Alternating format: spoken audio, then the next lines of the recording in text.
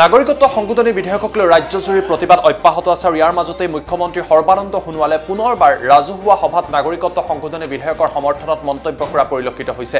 মুখ্যমন্ত্ৰীগৰাকীয়ে এবাৰ উল্লেখ কৰিছে যে নাগৰিকত্ব সংশোধনী বিধেয়কৰ ফলত প্ৰায় 1,90,00,000 বিদেশী লোক বাংলাদেশৰ পৰা অসমলৈ আহিব বুলি একাংশ লোকে অপপ্ৰচাৰ চলাই আছে। তাক লৈ মুখ্যমন্ত্ৰীয়ে ৰাজহুৱাত মন্তব্য কৰি কৈছে যে ইয়াৰ ফলত কোনো বাংলাদেশী লোক অসমলৈ নাহে, এয়া সম্পূৰ্ণৰূপে ভিত্তিহীন আৰু অপপ্ৰচাৰ। যি সময়ত ৰাজ্যত বিভিন্ন দল সংগঠনে প্ৰতিবাদ চলি আছে, সেই মুহূৰ্ততেই বিজেপিৰ তৰফৰ পৰা চৰকাৰৰ তৰফৰ পৰা সকলোকে নাগৰিকত্ব সংশোধনী বিধেয়কৰ সমৰ্থনত হৈমান কৰিবলৈ এইদৰে প্ৰচেষ্টা চলাই থকা হৈছে। আমি আপোনালোকক মুখ্যমন্ত্ৰীৰ মন্তব্য এই মুহূৰ্তত দেখুৱাই লৈছোঁ। আজি কিছুদিনৰ পৰা নাগৰিকত্ব সংশোধনী বিলৰ 2016 ওপৰত নানা ধৰণৰ বিতৰ্ক আৰম্ভ হৈছে। মই এটি কথা আপোনালোকক স্পষ্ট কৰি দিব বিচাৰিছোঁ, এই বিষয়টোক লৈ মানুহৰ মাজত বহু ভুল ব্যাখ্যা দাঙি ধৰা হৈছে। এনেধৰণৰ ধাৰণা দিয়া হৈছে যে অসমলৈ লাখ লাখ বিদেশী এইখন বিধেয়ক গৃহীত হোৱাৰ পাছত আহিব আৰু আমাৰ মাটি ভেটি কাঢ়ি ল'ব, আমাৰ ভাষা সাহিত্য নিশ্চিন্ন হৈ যাব। সকলো মিছা কথা। এইখন চৰকাৰ আপোনালোকে গঠন কৰিছে। অসমৰ ৰাইজে বহু কষ্ট স্বীকাৰ কৰি এইখন চৰকাৰ মূল্যবোধৰ বাবে অসমৰ জাতীয় জীৱনক ৰক্ষণাবেক্ষণ দিবৰ বাবে আপোনালোকে গঠন কৰিছে। গতিকে এইখন চৰকাৰে কোনো যুক্তিতেই জাতীয় স্বাৰ্থ আপোচ নকৰে। আৰু যি ভুল ব্যাখ্যা দিয়া হৈছে যে বাংলাদেশৰ পৰা বিদেশী ইয়ালৈ আহি যাব, সকলো সম্পূৰ্ণৰূপে মানুহৰ মাজত বিভ্ৰান্তি কৰিব বিচৰা এটি অপপ্ৰচাৰ। কোনো ধৰণৰ বিদেশী ইয়ালৈ প্ৰৱেশ নকৰে। আৰু এইখন সংশোধনী বিধেয়কত কাট অফ আছে 2014 চনৰ 31 ডিচেম্বৰ। অৰ্থাৎ 2014 চনৰ 31 ডিচেম্বৰৰ মতে যদি কোনোবাই নাগৰিকত্ব আবেদন কৰিব বিচাৰে, তেতিয়াহ'লে এই আইনখনত ন্যূনতম 7 বছৰ অসমত থাকিব লাগিব। অৰ্থাৎ 2007 চনত যি আহিছে, তেওঁ নাগৰিকত্বৰ বাবে আবেদন কৰিব পাৰিব। আবেদন কাৰ ওচৰত কৰিব? দিল্লীৰ ওচৰত নকৰে। আবেদন কৰিব মৰিগাঁৱত থকাবিলাকে মৰিগাঁও উপায়ুক্তৰ ওচৰত। উপায়ুক্তই চাব যে ভাৰত চৰকাৰৰ নীতি আধাৰত যিখন বিধেয়ক প্ৰস্তুত কৰা হৈছে, এইখন ৰাষ্ট্ৰীয় নীতি আধাৰত প্ৰস্তুত কৰা ৰাষ্ট্ৰীয় বিধেয়ক।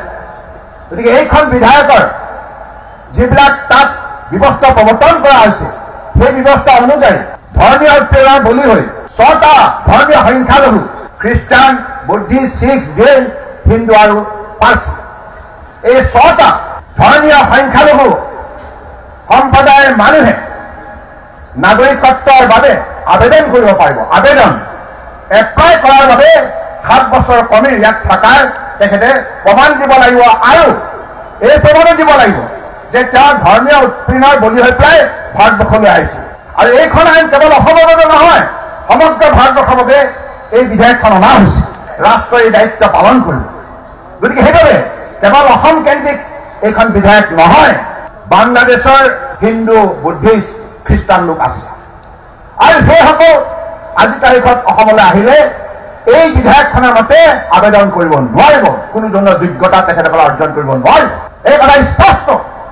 গতিকে আপোনালোকৰ মাজত যি বিভ্ৰান্তি অতদিনে সৃষ্টি কৰা হৈছে 1,90,00,000 আহিব বুলি, সেইটো সম্পূৰ্ণৰূপে ভিত্তিহীন কথা, অযুক্তিকৰ কথা। তাৰ কোনো তথ্য নাই। সেয়া আছিলে মুখ্যমন্ত্ৰী সৰ্বানন্দ সোণোৱালৰ মন্তব্য। পিছে মুখ্যমন্ত্ৰী সৰ্বানন্দ সোণোৱালক এইকেইটা দিনত বিভিন্ন বিশেষভাৱে ছ'চিয়েল মিডিয়াৰ জৰিয়তে এই বাৰ্তাসমূহ সম্প্ৰচাৰ কৰি থকা পৰিলক্ষিত হৈছে। মুখ্যমন্ত্ৰীৰ এই বাৰ্তা অসমৰ জনতাৰ মাজত কিমান দূৰ গৈ পায়, সেয়াও হ'ব লক্ষণীয়। আজি কিছুদিনৰ পৰা নাগৰিকত্ব সংশোধনী বিলৰ 2016 ওপৰত নানা ধৰণৰ বিতৰ্ক আৰম্ভ হৈছে।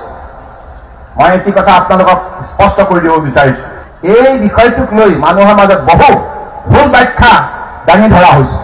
এনেধৰণৰ ধাৰণা দিয়া হৈছে যে অসমলৈ লাখ লাখ বিদেশী এইখন বিধেয়ক গৃহীত হোৱাৰ পাছত আহিব আৰু আমাৰ মাটি ভেটি কাঢ়ি ল'ব, আমাৰ ভাষা সাহিত্য নিশ্চিন্ন হৈ যাব। সকলো মিছা কথা। এইখন চৰকাৰ আপোনালোকে গঠন কৰিছে। অসমৰ ৰাইজে বহু কষ্ট স্বীকাৰ কৰি এইখন চৰকাৰ মূল্যবোধৰ বাবে অসমৰ জাতীয় জীৱনক ৰক্ষণাবেক্ষণ দিবৰ বাবে আপোনালোকে গঠন কৰিছে। গতিকে এইখন চৰকাৰে কোনো যুক্তিতেই জাতীয় স্বাৰ্থ আপোচ নকৰে।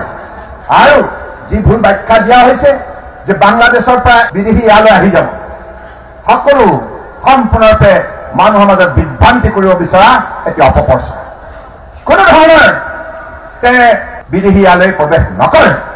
আৰু এইখন সংশোধনী বিধেয়কত কাট অফ আছে 2014 চনৰ 31 ডিচেম্বৰ।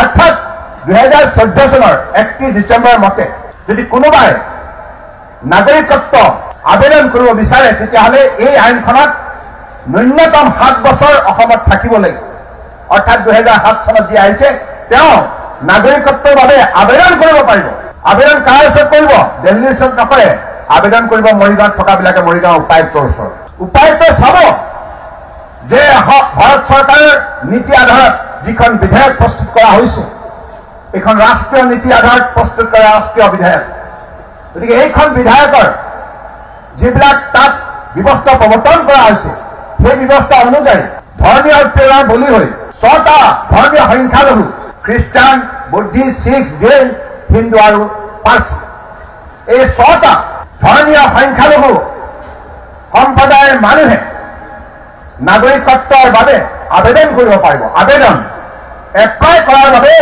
7 বছৰ কমে ইয়াত থকাৰ তেখেতে প্ৰমাণ দিব লাগিব আৰু এই প্ৰমাণো দিব লাগিব যে তেওঁ ধৰ্মীয় উৎপীড়নৰ বলি হৈ পেলাই ভাৰতবৰ্ষলৈ আহিছে আৰু এইখন আইন কেৱল অসমৰ বাবে নহয় সমগ্ৰ ভাৰতবৰ্ষৰ বাবে এই বিধেয়কখন অনা হৈছে ৰাষ্ট্ৰই এই দায়িত্ব পালন কৰিব গতিকে সেইবাবে কেৱল অসম কেন্দ্ৰিক এইখন বিধেয়ক নহয় বাংলাদেশৰ হিন্দু বুদ্ধিষ্ট খ্ৰীষ্টান লোক আছে আৰু সেইসকল আজি তাৰিখত অসমলৈ আহিলে এই বিধেয়কখনৰ মতে আবেদন কৰিব নোৱাৰিব কোনো ধৰণৰ যোগ্যতা তেখেতসকলে অৰ্জন কৰিব নোৱাৰিব এই কথা স্পষ্ট গতিকে আপোনালোকৰ মাজত যি বিভ্ৰান্তি এতদিনে সৃষ্টি কৰা হৈছে 1,90,00,000 আহিব বুলি সেইটো সম্পূৰ্ণৰূপে ভিত্তিহীন কথা অযুক্তিকৰ কথা তাৰ কোনো তথ্য নাই